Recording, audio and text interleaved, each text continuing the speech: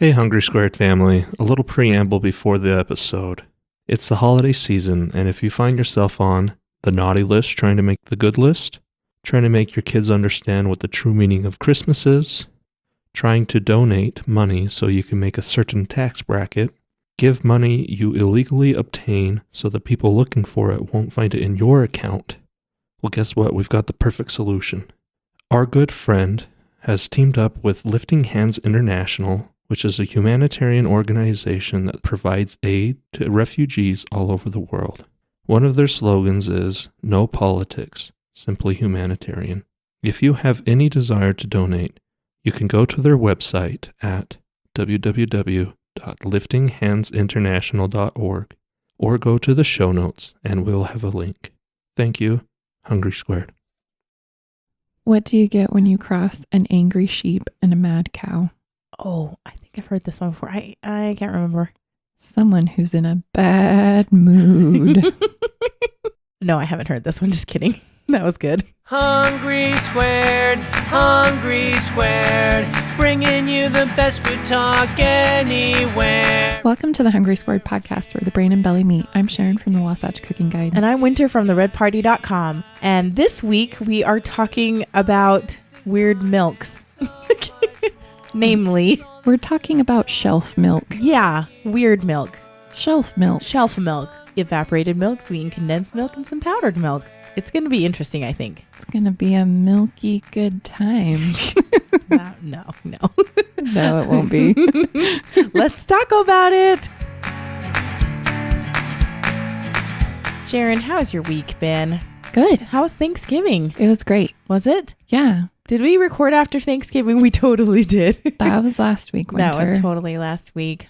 Last week. I still want it to be Thanksgiving. Can I plead that? You can eat turkey. I'm sure people still have turkey leftovers that they can give you. They're probably sick of them by now. Oh, yeah. You could raid somebody's freezer. We're done with all of our ones because they were delicious. Our leftovers. And crab legs. Yeah. I'm sure Lucy gobbled those up. Yeah. She ate a few pieces, and then after that, I think it was like too briny for her. She loved dipping it in butter, though. That's like her favorite thing, to dip it in butter. Because butter's good. Yeah. It was very good. But the thing that she loved the most, I think, was steak. Nice. She loves steak. Yeah. She's not going to be able to eat a crappy steak because we feed her really good steak. Yeah, you do. I know. It's going to be funny. She's going to be really disappointed in life. How about you? Did you eat anything fun this week? Yeah. So we had a birthday party. Oh, yes. We have not talked about this, actually. Yeah. So as you listeners might recall, I am having a bit of a dilemma because a child in my house is having a big birthday and wants red velvet cake. And she was very kind of morally opposed to it. I am. It's too much dye. Yeah. I used an entire bottle. Did you? Of red food coloring, Yeah. I want you to know. But this cake, to my surprise, was actually tasty. Now, which recipe did you end up using? I ended up using recipetineats.com. Like a recipe tin, like your grandma's recipe tin. Yeah. That's what it is. Recipe tin, TIN, eats.com. I think you've mentioned them before, actually. Yeah, I use a lot of her recipes, like curries and stuff like that are really good. She is Japanese and she lives in Australia. So she's got a fun spin on things, like a fun little drawl. When you read her blog posts and stuff like that. You can kind of hear her speaking. It's kind of fun. And she does a lot of so if you're in this country, this is the ingredient to use. But if you're in that country, don't use that ingredient. It's called this, Oh, that's nice. She has to have a lot little of cool bit of reference. head notes and footnotes to her recipes. Anyway, so she's got this really good red velvet cake recipe that I tried. And the only, I guess, the only edit, I guess, I would make to the only riff I would make to the recipe is that I didn't really, because I often do this when I bake, we live at a high altitude, and so we have to accommodate for that. Yes. And I always forget about that. So I should have added about 1/4 to 1/3 cup extra cake flour. Okay. Because they were quite moist, the cakes were. Okay. Did they fall? I mean, assuming there was not as much height Yeah, there wasn't as much height, but they were good. They were good. You couldn't quite tell. Like I could tell. I mean, if you're a cake connoisseur, you could tell. Yeah. But I mean, the family couldn't tell. They thought they were gorgeous cakes and they were beautiful and whatever. But it was just a teensy bit too moist. And I think and not quite enough lift. But I think if I would have added that extra flour, it would have been perfect. Okay, so after having made that cake, what is the flavor of red velvet cake? In your opinion? It's a vanilla-y chocolate. But something that I did find interesting is instead of flour, greasing and flouring the cake pans. Oh, yeah. I greased them with butter. And then instead of flour, I used cocoa powder. Oh, yes. Okay. That's what she asked for. Okay. And it, I think, added to the flavor. Oh, that's good. It's just cocoa powder, straight cocoa powder, not a sweetened Dutch process or anything like that. Nothing too strong and or too sweet either. Right. It was only a couple of tablespoons of the cocoa powder. Okay. So. Okay. So, but if you wanted some more flavor, you could have added more cocoa powder. Yeah, for sure. Well, good. I'm glad. But it was a really great cream cheese frosting. Oh, see, I think that's what the key is actually, it's a vehicle for cream cheese frosting. Yeah, I asked if we could keep the leftovers and then he ate some of them with a spoon. There you go. Yeah. Very nice. What did you eat this week? So, it finally got cold here in Utah, you guys, this week. Yeah, it's been a bit brisk. But it still hasn't really snowed yet. No, it's cold in the shade. Yeah. And so that's like 40s, 30s, 40s. Yeah, it's been in the 30s in the morning. But the first day that it kind of dropped and got really cold, I think was Monday. It was like Sunday night or Monday. I can't even remember what day it was, but it was a little brisker. And so when I got home from work on Monday, Lee said he pronounced that he had made a clam chowder. Oh. And, clam chowder is so good. I love clam chowder. Yeah, it's yummy. It's yummy. It's comforting, at least for me anyway. I don't know why. It just is. And this is probably the best clam chowder I've ever had. What, really? Yeah, like even better than some of the restaurants and places near the piers of the oceans. The oceans that you've been to. Yeah. So it's better than your San Francisco and Seattle. Yeah. And East Coast. Yeah. Chowders. This is really good. So he told me that he grabbed it actually from the New York Times cooking section. Oh, they've got some good recipes. They do. And this is from Sam Sifton, and it's called the best clam chowder. And I think I'm going to agree because it is delightful. And I think there was a couple of things that made it really fun. So clam chowder, generally, the ones that I've eaten in the past have been quite thick, right? Mm-hmm. This one was a little on the thinner side, which was a nice little change. So kind of brothy, almost. Brothy, but still creamy. Right. Because there's definitely, Lee made a roux and asked me what thickness I wanted. I was like, I kind of like a thicker one. But he ended up making this a kind of a thinner, it was thinner for sure, than just what you think of at a restaurant. And the thing that made it really fun was the garnishes. There were some Italian leaf parsley, I think. And it just odd things like, there was bacon. He fried up some bacon beforehand. Oh, that's kind of yummy. Yeah. And then some green onions. And then the thing that I really loved was there was a ton of leeks. And then he used bumblebee clams. What are bumblebee clams? So, the Bumblebee brand of tuna, mm-hmm. they have clams. Okay. And I don't know what the deal was, but the texture on them was awesome because, clams can kind of get a little chewy. They get chewy and gritty. Yeah. This was like awesome. I felt like I had a lot of clams. So, and great texture. So I don't know. It hit the spot, and maybe it was because it was cold outside, but I also think Lee's a really good cook and this is a great recipe, it's a good combination. So that's what I ate. I'll put a link in the show notes. I'll put a link into that nice recipe tin show notes too. So, and now for the main course.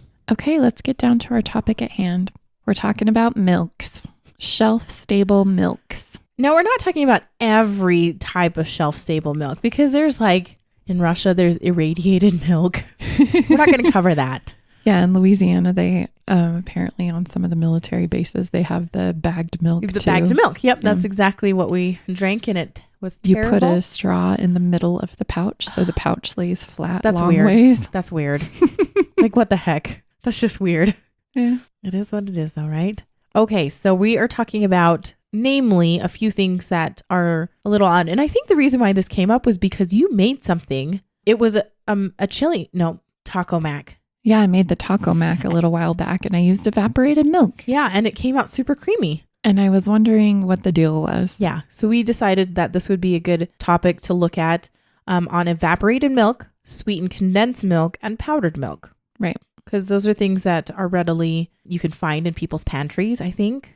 And people are starting to break out some of those milks as the holidays come around. Exactly. With their holiday cooking and baking. Exactly. Okay, so let's talk about, tell me what each of those are, Sharon. So the evaporated milk is produced by removing water. So it removes about 60% of water from whole homogenized milk. So this gets canned, and then it gets heat sterilized once it's canned to kill any bacteria. So that's something that's interesting about evaporated milk is that it is sterile. It is sterile. Okay. Yeah. When it's canned. Okay. And it usually has a shelf life of about a year. So it's pretty long for milk. Considering that regular milk spoils In about a week. And then if it's out on the counter in a couple days, a day. Unless you go to Costco. Sometimes that milk stays good for a couple months and it's weird. And I don't know. What? Really? Do you remember me telling you that story? No, I don't think I remember that story. Oh, yeah. Dang. My friend was at her vacation home and was trying to get rid of the food as they were leaving and was like, hey, because they were from out of state and they were here in Utah. And so she was like, hey, can you take this milk off of our hands? He was like, sure. And it was a whole gallon. So I was like, oh, all right. And I took it and I didn't open it for a minute.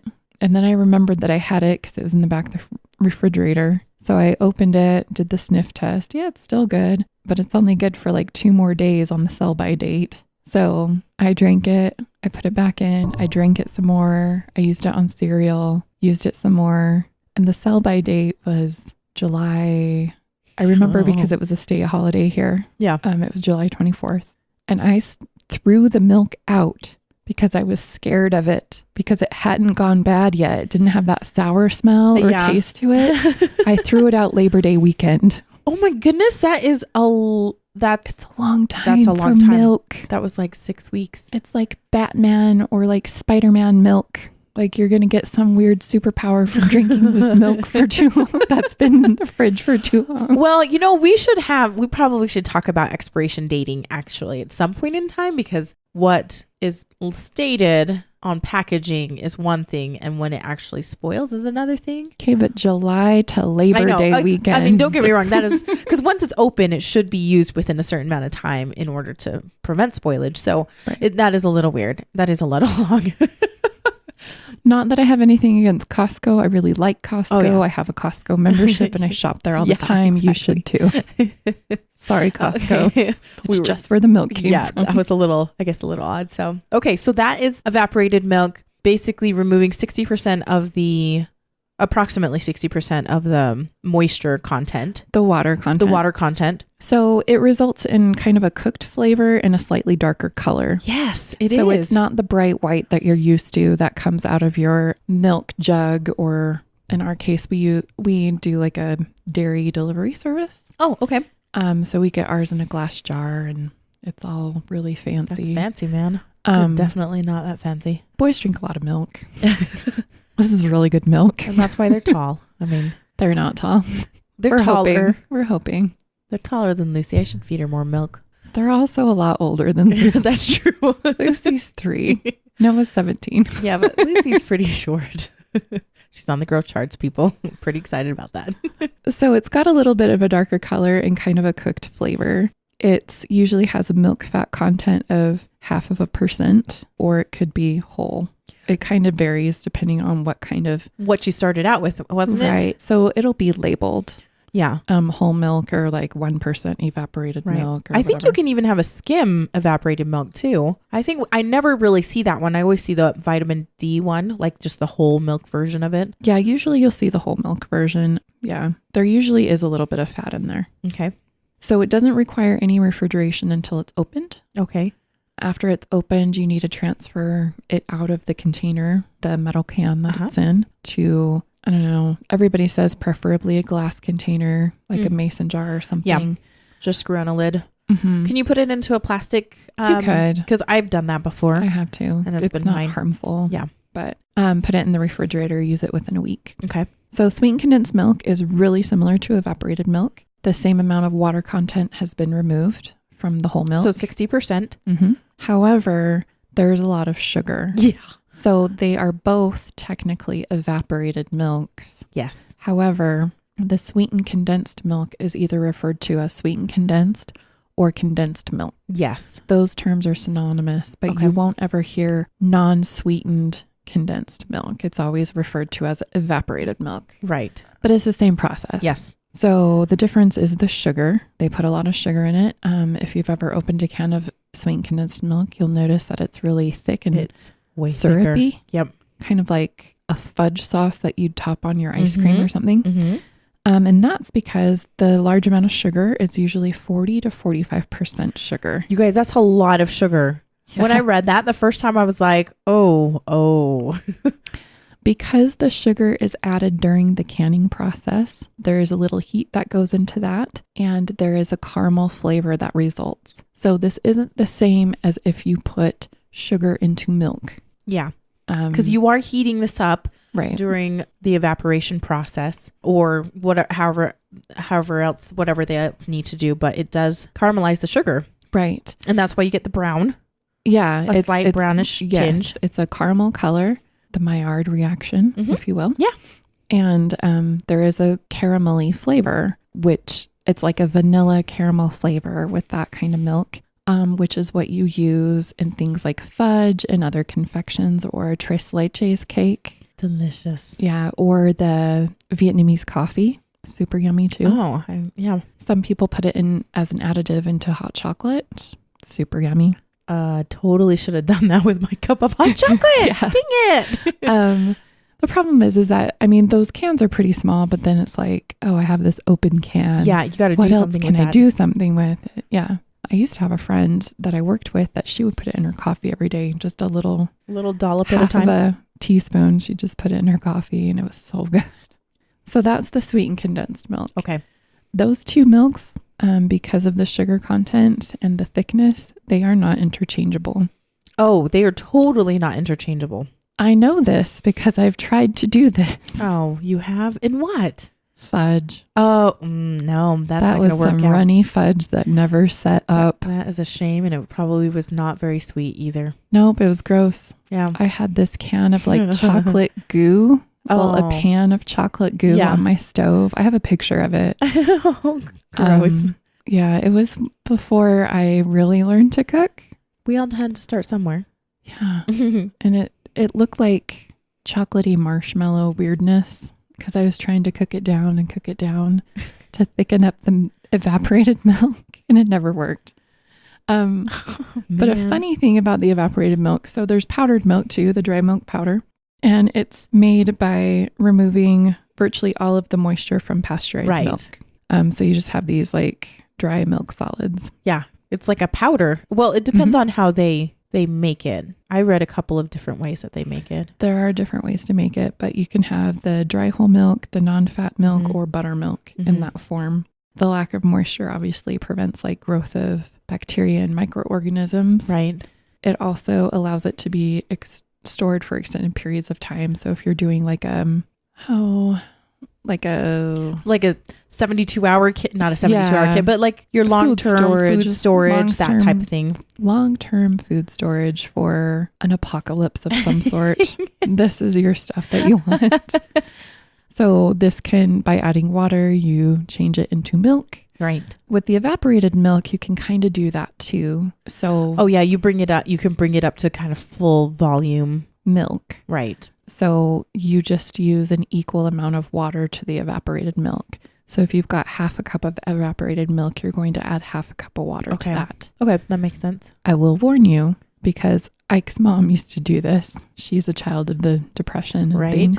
And so when they would run out of milk when he was a kid, his mom would do that. She would just use a can of evaporated milk and add water to it for a cereal. Oh. And he said it was not good. You know, but if it when you're works like in a pinch, 6 or 7, it's quite disappointing. It does work in a pinch. It works in a pinch. Technically is a milk product. You just might want to refrigerate it. I'll tell this story. Make it taste the way that you want it to. Yeah. So my friend Christina, actually, she and I grew up together, and her family had a lot of kids. Yeah. Like, I think 9 natural born kids, and then they adopted a lot of other kids. And so with that big of a family, they used powdered milk a lot. Yeah. And I remember giving her a gallon of milk for her birthday. Aww. And she was so excited because, it has a different taste to it, because after it's been processed and you're adding back water or whatever, it just is a little different. So yeah, I know. That warms my heart. It makes me sad at the same time that like a $2, whatever it must have been, like $1.50 a gallon back in the day, little gift would just make her day. But think about it, how much milk they probably went through with that many kids in the house. And I mean, it would have been insane to try and keep up with that milk bill, let alone probably the rest of the food bills. So, okay. So we've covered what they are. Mm-hmm. Can I tell you a little bit about how they came about? Yes. So prior to the 19th century, drinking milk from a cow was kind of iffy, right? I mean, they hadn't really discovered. Well, they were drinking it fresh, though, milking it themselves and drinking it fresh. But still, it's like it was loaded with bacteria. They hadn't really kind of put their, a finger People on. weren't into hand washing back then. Yeah, there was a lot of things going on. So actually, there was a lot of people that stayed away from it. The contaminated milk consumption was sometimes referred to as the milk sick, milk poison, the slows. Oh, dear. That sounds really descriptive. Yep. The trembles, or milk evil. Which is also why this is the 18th century, 19th This century? is 18th, prior to the 19th century. So the 18th century, well, before that, yeah. So we're talking prior to the 1800s? Or no, we were talking prior to 1900s. Yes. Okay. So back then, though, No, wait a second. Is that right? What's our timeline here, Winter? Okay, so that started in 1852. That's when we started issue. So prior to that, prior to the 1800s, because that's the 19th century is the 1800s. Right. Sorry, I always forget how how it's numbered. Yeah, I know. It's confusing. Okay, so but back then though, people were drinking beer a lot. Yes, we talked about that. We've talked about that because that was safe. Because it was fermented. It was safe. And so there were a lot of there was no options really. Like milk was we kind of joke that a lot of the immigrants that come across from, the parents are so short, but their kids are huge because they get good nutrition and like drink milk and they get just taller. And so it just you had just different nutrition, I think, when things were not safe to eat or drink at different times.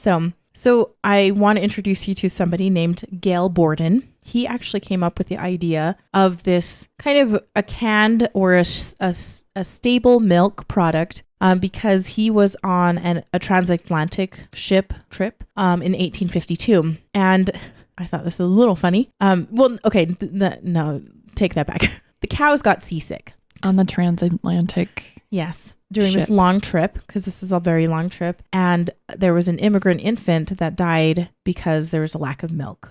And so he was like, I got to do something. Like that apparently made a big impression on him. So in 1854, he actually created his first condensed milk product. And the product actually lasted 3 days without souring. And he thought it was the condensing process, the whole evaporation down. But it was more likely due to the fact that he heated the milk to kill off the bacteria. Right. He didn't really quite understand that yet. But he's like, hey, I got something. There's something happening here. So he applied for a patent in 1856 for sweetened condensed milk. So the sugar was used, in this specific instance was used to inhibit bacterial growth. Because there's a lot of times that you can, like, we've talked about things that inhibit growth, so you can ferment things, right? You can salt things, right? You can put it in salt. Can you put sugar in it though? Because won't the organisms feed on the sugar? If the sugar content is so high, then they can't live in that environment either. Oh, so think about jams and jellies. okay. Why do those usually stay really good? Is because they high have sugar. high sugar content. They have no access to air. I mean, there's a lot of things that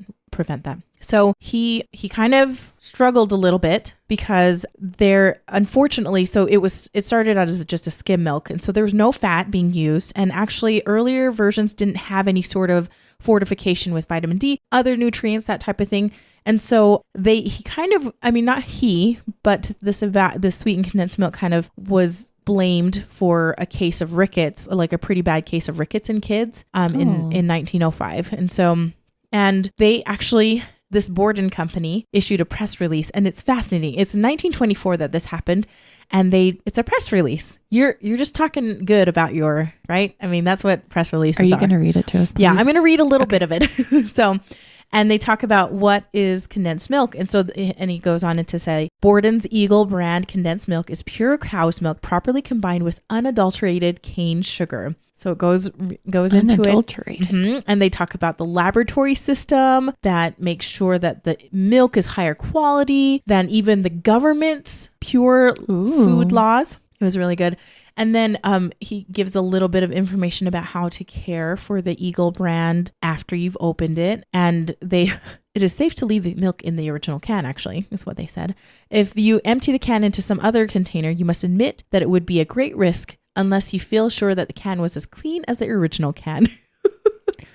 And it didn't have botulism. Yeah, exactly. So there was just, it was really funny. And then the next section, little next section says Eagle brand as a health food. And Eagle brand is truly a health food. It contains all the substances necessary for protein, for body growth, protein, fat, carbohydrates, ash constituents. What? I know. I didn't understand that. I really didn't understand that. And vitamins. And well, everybody knows to be taller, drink milk with ash constituents, not milk without ash. Yeah. And then it says the protein in Eagle brand is more easily digested than protein in fluid milk due to the process which it undergoes in condensation, because that's part of it. It forms a fine flocculent curd in the stomach in comparison to the large thick curd formed from bottled milk. Flocculent? It's kind of like, I think it kind of translates to be cloud-like or really... I've never heard that word. Flocculent? You know... Oh, does that make me... No, it doesn't. It's a weird... it's a chemistry term. Oh, okay. So that's why I'm like, flocculation, flocculent. It's a... it sounds like flatulent. It's the process by which fine particulates are caused to clump together into a flock. FLOC. No K at the end. Oh, so it's not like a flock of seagulls. No, but you can remember it that way. Does that sound good? They also talk about condensed milk for school use in this press release. Oh, excellent. What did they say about that? So they do talk about how, this is how you can feed all the kids in the school system. Like they actually have a recipe in which to divvy it out. 1 large covered 8-quart enamel pail. Oh, 1 quart measure. I mean, it goes through this. It's nice. I'll put a link in the show notes so you can read it, because it's fascinating. Even back in this was in the 1920s that they issued this press release, but they're still trying to extol the virtues of their product that they're trying to sell to the public and have people use it in not just their home but in schools. And so I thought that was really interesting. Now, at the very beginning, canned milk was not huge. People still liked their watered down milk, quote unquote watered down milk, the regular stuff. And he started a commercial process of making this canned milk in 1857. Now, what came about though that really put him on the map and put sweetened condensed milk on the map was there was an expose actually by Leslie's Illustrated newspaper talking about how the farmers that were in New York, they were feeding their cows distillery mash. Dun, dun, dun. Mm-hmm. And everybody was like, oh, we don't like that. And so a lot of people went to condensed milk. Think of the children. Yeah, because Borden was really, his family was really into, making sure good farming practices and getting quality milk and that type of thing. So yeah, that was a little bit interesting to hear about Mr. Borden and how he went. So that, I believe, is the Eagle brand. And that's, I think, the most common. Yeah, it's really popular. Sweetened condensed milk that you see nowadays. It probably has. My mom buys Eagle brand. Yeah, we do too. It's the kind of the market share, I would say, the majority of the market share. Now, the thing that I think was really interesting. So there was a gentleman in Switzerland in 1866, and his name was John Meinberg. And he suggested, he was working for a milk company as well, the Anglo-Swiss Condensed Milk Company. Ooh.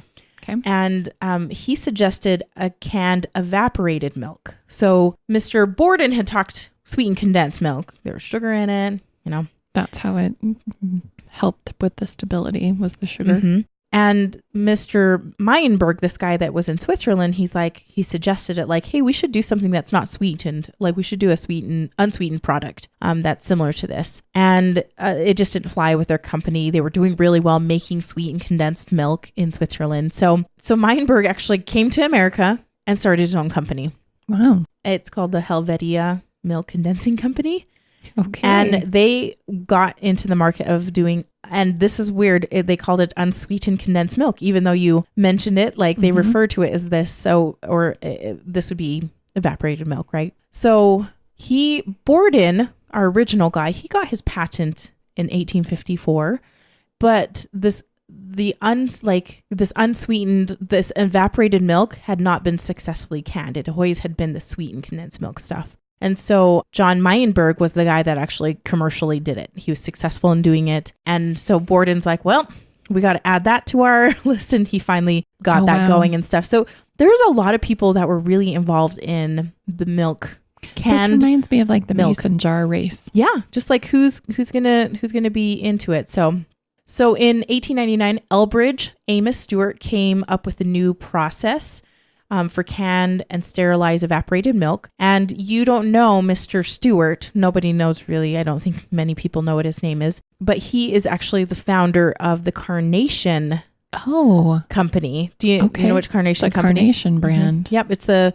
It's kind of a food brand, but the one that I always associate Carnation with is the evaporated milk. And it has 3 carnations, and it's called the cooking milk. Nestle purchased Carnation in 1985. So it's part of the Nestle brand, but Carnation was started by Elbridge Amos Stewart, who helped with this new process of getting evaporated milk, or the unsweetened condensed milk, as they put it into it. So one thing about Mr. Stewart that I thought was really interesting, because I was like, Carnation, that's kind of a weird name. Like, where did that come from? It actually came along because he had a partner at one point in time, and his partner sold out. And so Stewart was left the company. There was a lot of debt. He was trying to figure out ways to drum up business, like we all do, right? We're trying to drum up business. And he was starting to grow, and he was trying to figure out the name for his company, because originally it was called the Pacific Coast Condensed Milk Company. I mean, it's a mouthful, right? Yeah. And while he was passing by basically a smoke shop, a tobacco shop, he saw the name of like a display of cigars, and the name was Carnation. And he's like, I really like that. So he named it Carnation. He just liked it because he saw it. He just saw it. And so Carnation Evaporated Milk Company was what came through. And the other thing that I really liked about Mr. Stewart was that his father was a farmer, and his father always really emphasized high quality milk and where that came from. So he was the one that would start distributing purebred bulls to all the farmers that were supplying the milk that would be made into evaporated milk. And so that actually spurned one of their best known slogans. It's Carnation Condensed Milk, the milk that from contented cows. Oh. And it was very like, if you like this picture of, it's like the happy cow, like the California happy cow thing. It's like Christiana says, happy animals produce happy meat. Yep. And so they really used that slogan, and it was a huge hit for them. And then they also had a radio variety show called The Contented Hour, kind of based on those contented cows. And they had a lot of different people on them, and they would break the fourth wall and talk about how Carnation is so good, and when those actors were on and such. So I just thought that was kind of fun that this guy, there were so many people that were involved in the history of evaporated milk and sweetened condensed milk. That is what I know anyway. I do want to throw in there, powdered milk was invented by a Russian. Oh, really? A Russian physician, namely. His name is Osip Khrushchevsky in 1802. And then a Russian chemist came along in 1832 and kind of did the commercialization. I mean, that's kind of the tricky part, is like you can invent something, but to make it be widespread. So, but the Russians, like, come on, let's be honest, Russia's pretty... Goes back to the Russians. And then they do the spray drying, which is evaporating the moisture off completely while spraying the milk through into a heated chamber. Or you can do drum drying as well. That's kind of the same thing. Yeah, I read Did about you the read about drum that? Drying. So they put it into this metal drum. They spray a little bit on, and the drum is heated, and what's left is just a fine powder that they scrape off. I mean, there's a lot of ways, I think, to make powdered milk, but I think those are the main ones: the spray drying or the drum drying ones, versions that I could find anyway. So yeah, that was really a fun little bit of information, all the history behind those, because once again, you really do get inventive in times of need. We've talked about war, creating canning, right, with a pear. Oh, I do want to recall one thing. So in the 1920s and 1930s, so evaporated milk began to be, it started to pick up, being popular. But because of the Volstead Act, and I don't know if you remember what the Volstead Act is. Oh, it's vaguely familiar, that name. It's basically prohibition. Oh, yeah. Okay. Yeah, I know. It's like, what was the... Oh, yeah, that's right. So there was a brewery, the Christian Deal Brewery. They actually entered the business of evaporated milk because they weren't making any beer. They needed a front. They needed something. And so they got into that, into that business so they could use their equipment or use it so they could sell something. I mean, once again, you're trying to make a buck. I just thought it was interesting that you got to make a buck, and depending on how the country's doing, you do what you can. So I wanted to mention a couple of things about evaporated milk. Okay, let's hear it. Because sweetened condensed milk is kind of the favorite because it's so dang good. Oh my gosh. I used to eat that on just plain white bread. Seriously. It was that was a thing in my family. It tempts me to try it. It's good. You would love it. I'm just saying. But it's so good. Like, it's good in coffees and hot chocolates. It's good in desserts. It helps you make your fudge. It makes cakes just yummy. It's so many things. But evaporated milk, I think, kind of gets a bad rap. Yeah. Because it's not as fancy. It's not as tasty. It doesn't look as good. It's not as luscious looking. This is another confession of weird things that I ate as a child. Our family would have Jell-O. We love Jell-O. Mm-hmm. And we would pour evaporated milk on top of it. Evaporated? Oh, not sweetened condensed. Not sweetened condensed, because the Jell-O is already sweet enough. It was good. Huh. Ask any of my siblings. They will swear to it. It's so yummy. Totally. Julianne, if you're listening, I've got a question for you. It's so good. I haven't done that forever, but I'm like, might have to try that again. It's been a while. Wow. Oh, it's so good. Okay, let's talk about it some more, because I can, yeah. So I haven't had a lot of experience with evaporated milk as an adult. As a kid, I remember we had it in our pantry, and my mom would use it sometimes when she cooked, but I don't know really when. But an interesting thing I read about is that you can replace canned evaporated milk and make your own. You can? Yeah. Do you just boil it down? Yeah. Oh. So you take 2 1/4 parts of fresh milk and you simmer it down to 1 part. Oh, okay. So 2 1/4 cups, reduce it down to 1 cup. You can do a comparable non-dairy for you non-dairy friends, and that is simmering down 2 parts of almond milk to 1 part. Really? Yeah. Maybe interesting to try at home. If you do, email us at hungrysquid@gmail.com. I need somebody to do that. Almond condensed milk. Yeah. I wonder if you can do that with soy milk. I'm sure you can. Yeah. Huh. So almond is a little bit thicker than regular milk. And so that's why it's the just 2 parts instead of 2 1/4. So I don't know what that equivalent would be for soy. Yeah, I'm sure. Yeah, I'm sure it's a little different. So, okay. But something that's interesting about evaporated milk, because I wanted to find out what it was really used for. So I used it in this taco mac recipe that was super good. And it was really creamy. Yes, it was very creamy. And I was like, oh, okay. I probably could have just added milk. So I thought, But something, when I was reading on SeriousEats.com, they had an article about evaporated milk and uses. And they talked about something that I thought was interesting was they talked about Northeast ice cream. Oh. And how it's kind of that, has that it's like fudgy chew. We talked about that on our ice cream episode. Yes, that's right. Churned and everything. Evaporated milk is used in that process. And is it because there's just more? So you're taking away all the 50, 40%, 60%, 60% of the moisture, the water. And so you have more of your protein, your everything. You've got all fat, the solids and the fat, but in a smaller, it's more concentrated ultimately. So you're getting more protein probably, and that's why it's getting more of a chew. Gets more of a fudgy, chewy texture. So interesting. Yeah. And so they had like a recipe link that you could follow. That you could make your own. Yeah. So on SeriousEats.com, if you search for evaporated milk. I will look for that article. But also what they talked about evaporated milk was useful for was cheese sauce. And I was a little skeptical but I kept reading and I was like, okay, I guess that makes sense. Because I make a pretty mean macaroni and cheese. Yeah. Mean as in awesome. Yeah. Yeah. And I use a roux and turn it into a bechamel sauce. Mm-hmm. The French kind of white cheesy sauce, but there's no cheese in it yet. Right. And then I add cheese to that. Well, you have to be careful about when you're using your bechamel sauce to do a cheese sauce. You have to kind of be careful about your cheeses, which ones you're using. If you're using just like a cheap cheddar, that gets real greasy. Oh, yeah. Real fast. And it could get stringy. And it can actually separate. It breaks your sauce. It's gross. And it's really nasty. It's really nasty, you guys. So more often than not, I use more expensive cheeses that are less greasy, more aged, but still less greasy. And so it's good, but it ends up being kind of pricey.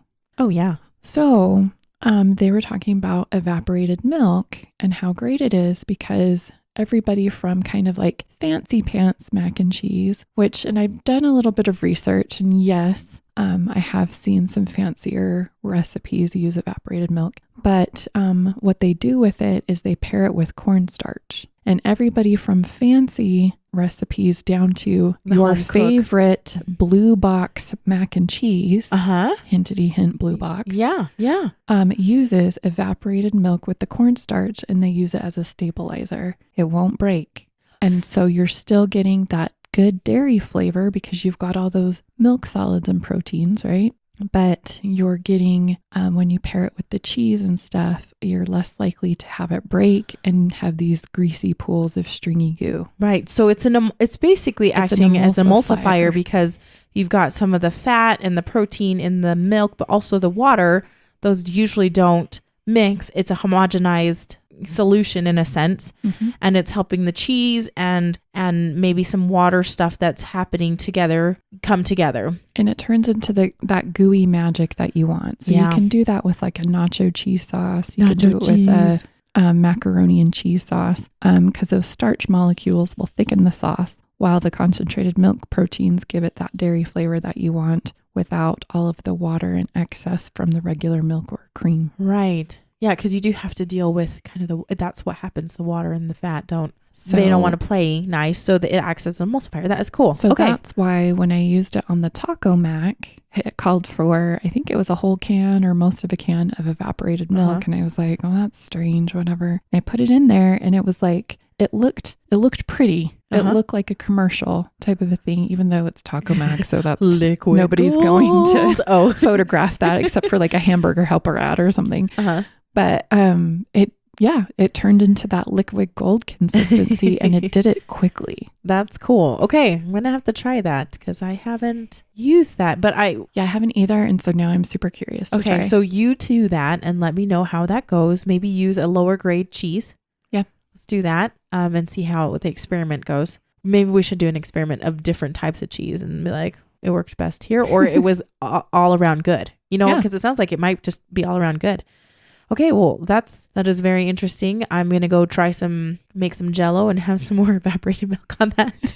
You should try that too. I think you'll like it. Okay, we really like Jell-O in our family. If you have it at your house, I will have bite. Okay. You're going to love it. Okay. I'm holding you to it. It's like a creamy, sweet Jell-O thing. It's like one of those Jell-O salads, right? Like they have. Oh, we've talked about this. I'm not talking about an ambrosia salad. I'm talking about just the Jell-O that has like cream and it's suspended in. Never mind. It's in a ring at the store. A bunt. Yeah, it's like a bunt. A Jell-O bunt. Yeah. Pretty much. So. Okay, I think we're done with that. This conversation has gone downhill fast. It has. Let's have a food fight. Food fight, food fight, food fight, food fight. It's winter. This is the segment where you can email us with your relationship questions relating to food. You can email us at hungrysquared@gmail.com. Disclaimer, we are in no way professional relationship experts, but you should totally listen to us anyway. If you need professional help, please seek it out. Food fight, food fight, food fight. The food fight segment of the show. Here we go. Okay, Sharon, I think you have the question this week. I do. Okay, let's hear it.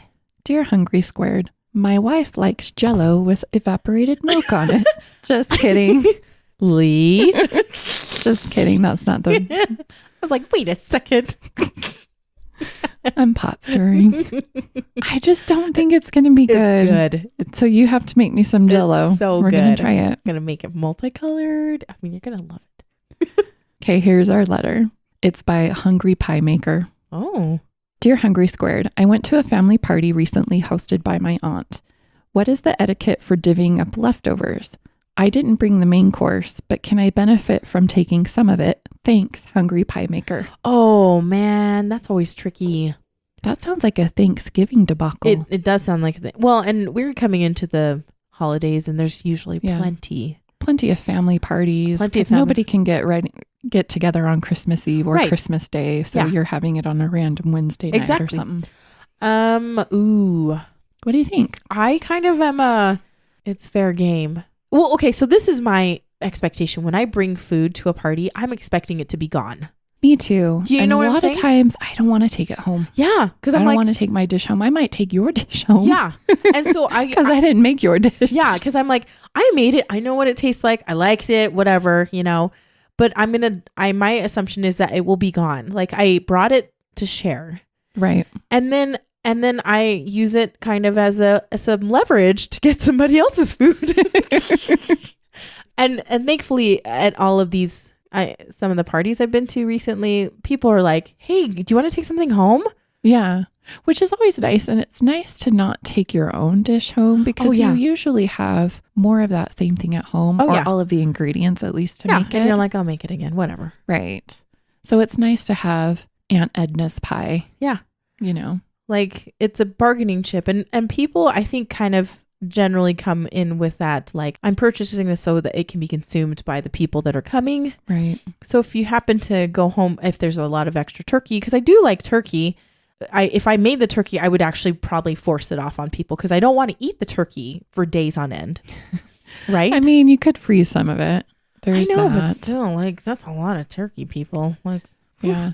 I think something to also consider. So I think everybody can benefit and kind of, as long as everybody's kind of in agreement, they're in agreement on what things everybody's allowed to divvy up and take. But I think hostess or host always has first dibs. I think that's, I would agree because they're the ones that they don't busted their necessarily have first dibs on your particular dish, but kind of in general, they should have first dibs. Yeah, that's like, what can they hold in their fridge? What do they want? Yeah. And then they kind of take what they want or whatever. And then everybody else can kind of go. Right. And it's tricky because there have been times when I'm like, I want to eat all of that, the rest of that dish, but I know I shouldn't. Like I shouldn't take all of it. That's kind of rude. Oh, right. And so it's okay sometimes it's nice to like, oh, that was wonderful. Like, I really love that. And if you didn't get it, like to take home with you, that's okay too. Because then you can remember